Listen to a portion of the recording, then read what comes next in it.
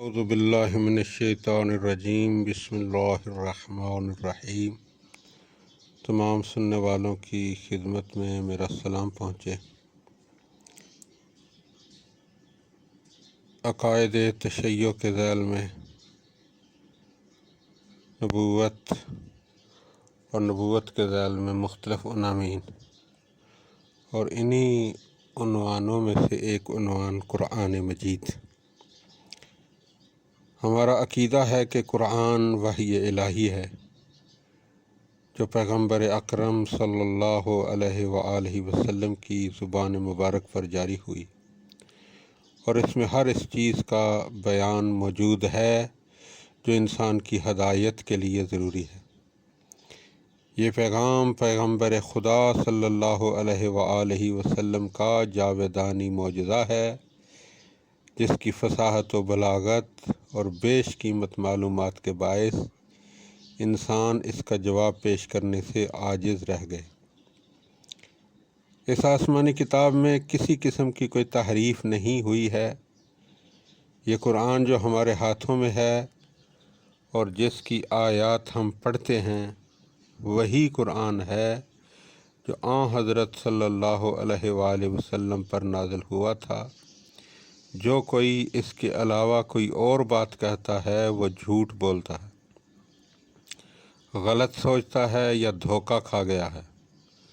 وہ سب کے سب لوگ جو کسی طریقے سے ایسا سوچتے ہیں، صحیح راستے سے بھٹک گئے ہیں، کیونکہ قرآن مجید خدا کا کلام ہے، اور خدا اس کے بارے میں ارشاد فرماتا ہے، لا یأتیہ الباطل من بین یدیہ ولا من خلفہ۔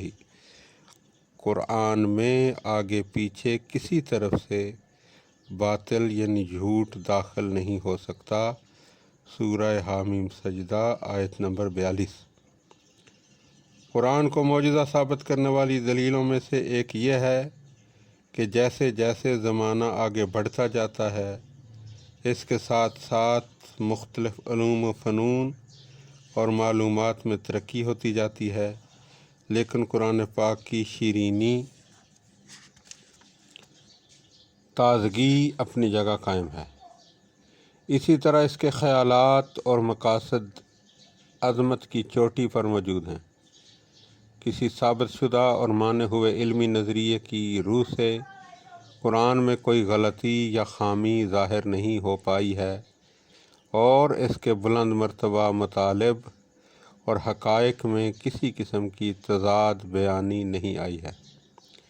اس کے برعکس علم اور فلسفے کے ماہرین کی کتنی ہی کتابیں ہیں، وہ علمی لحاظ سے کتنی ہی بلند کیوں نہ ہوں اور علم کی بلند ترین چوٹی پر ہی کیوں نہ ہوں، آخر کار شبہات کا شکار ہو جاتی ہیں، اور رفتہ رفتہ معلوم ہوتا ہے کہ ان میں غلطیاں در آئی ہیں۔ چنانچہ یہ بات یونانی فلسفے کے بزرگوں سقراط، افلاطون اور ارسطو کی کتابوں تک میں پائی جاتی ہیں، جنہیں ان کے بعد کے تمام دانش مند علم کا باپ کہتے ہیں، اور جن کے خیالات کی عظمت کی تصدیق کرتے ہیں۔ ہمارا یہ بھی عقیدہ ہے کہ قرآن مجید کی عزت اور اس کی توقیر گفتگو اور کردار دونوں کے ذریعے کرنا واجب ہے۔ قرآن کے کسی ایک لفظ کو بھی اس خیال سے کہ وہ قرآن کا ایک حصہ ہے ناپاک نہیں کرنا چاہیے، اور جس نے اپنے آپ کو وضو وغیرہ کر کے پاک نہیں کیا ہے، اسے اپنے جسم کا کوئی حصہ قرآن کے الفاظ یا حروف سے نہیں مس کرنا چاہیے، جیسے کہ ارشاد پروردگار ہے، لا یمسہ الا المطہرون۔ صرف پاک لوگوں کو قرآن چھونا جائز ہے۔ سورہ واقعہ آیت نمبر 89۔ قرآن اس ضمن میں نجاست میں کوئی تفریق نہیں کرتا، چاہے جنابت سے ہو، حیض سے ہو، نفاس سے ہو، یا ایسی باتوں کے پیش آنے سے ہو جو وضو کو باطل کر دیتی ہیں، جن میں نیند جیسی چیز بھی ہو سکتی ہے۔ اور طہارت صرف اس صورت میں مانتا ہے جب آدمی اسلامی فقہ کی کتابوں میں کی ہوئی تشریح کے مطابق غسل یا وضو کر لے۔